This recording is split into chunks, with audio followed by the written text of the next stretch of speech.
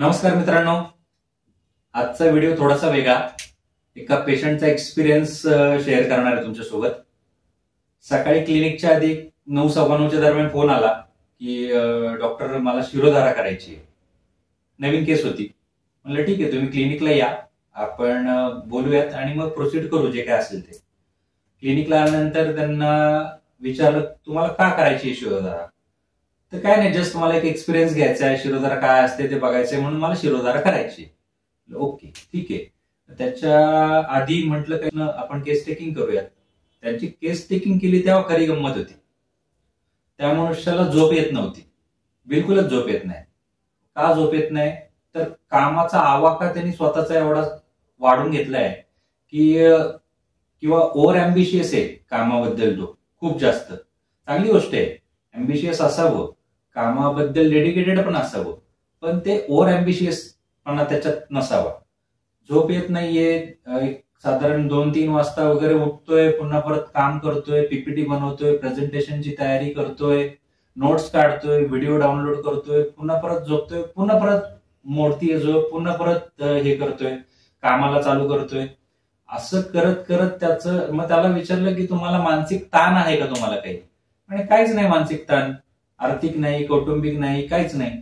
हा म्हटलं कामाचा ताण येतो. म्हटलं कामाचा का कशासाठी ताण येतो की तेच आहे की मग मी आता ही ऍक्टिव्हिटी चालू केली आहे किंवा हा प्रोजेक्ट मी घेतलाय तो कम्प्लीट झाला पाहिजे, तो वेळेत कम्प्लीट झाला पाहिजे, त्याच्यामध्ये सक्सेस झालं पाहिजे. मी त्यांना काउन्सिलिंग करताना हे सांगितलं की ठीक आहे, तुम्ही कामाच्या बाबतीत डेडिकेटेड आहात, ती चांगली गोष्ट आहे, पण नॉट नेसेसरी ना की तुम्ही प्रत्येक कामामध्ये यशस्वीच झालं पाहिजे. हे पॉसिबल नाहीये प्रत्येक वेळेस आपण यशस्वी होऊ प्रत्येक कामामध्ये. तर तुम्ही प्रयत्न केलाय, जे बेस्ट पॉसिबल आहे ते दिलंय आणि तुम्ही फेल झाला तर ठीक आहे, इट्स ओके. मग तुम्ही त्याच्यात खचून जाण्यात किंवा त्याचा स्ट्रेस घेण्यात काहीच पॉइंट नाहीये. तुम्ही पुन्हा परत नव्याने सुरुवात करा, पण त्याच गोष्टीच्या टॅबमध्ये अडकत बसू नका किंवा अडकू नका. मग त्याने काय होणार आहे, जी कामं तुम्ही एवढी सगळी करायचा प्रयत्न करताय ते कुठलंच काम नीट नाही होणार. दुसरी गोष्ट शिरोधाऱ्याची. त्यांना म्हणलं ठीक आहे, आता आपण शिरोधाऱ्याचं सेशन करूया. शिरोधाऱ्याचं सेशन चालू केलं. मी एक 30 मिनिटाची शिरोधारा त्यांना दिली. आता त्याचा व्हिडिओ मी नाही शूट करू शकलो कारण की स्वतःच मी धारा देत होतो. ते पेंड्युलम करणं, हेड मसाज करणं, या सगळ्या गोष्टी करत होतो. पण अटेंडंट माझी सोबत होती. तो मनुष्य 10व्या मिनिटाला शिरोधारा करताना पेटीवरती झोपला होता, घोरत होता अक्षरशः. आणि शिरोधारा साधारण 30 मिनिटाची कंप्लीट झाल्यानंतर त्याचा पहिला फीडबॅक होता की डॉक्टर असं काहीतरी व्हायब्रेशन असे जाणवत होते. म्हटलं कसले व्हायब्रेशन. म्हटलं ते ना सांगतात, पण पूर्ण बॉडीमध्ये एक व्हायब्रेशन जाणवत होते. म्हणजे तुम्हाला झोप लागली होती का. तो म्हटला नाही, ते नाही सांगता येणार. तो माणूस 10व्या मिनिटाला घोरत होता, झोपला होता. तर त्याचा जो काही फीडबॅक आहे तो तुमच्याशी मी नक्कीच शेअर करेल.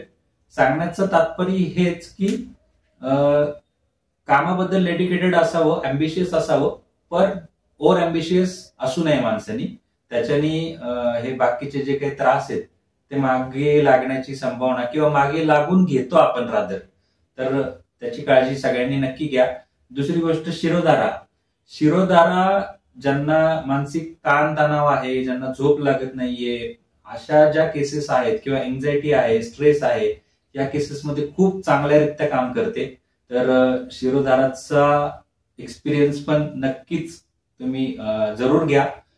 ज्यांना काही झोपेशी रिलेटेड तक्रारी असतील किंवा मेंटल स्ट्रेस रिलेटेड तक्रारी असतील त्यांनी शिरोधाराचं सेशन अवश्य एकदा करून घ्यावं.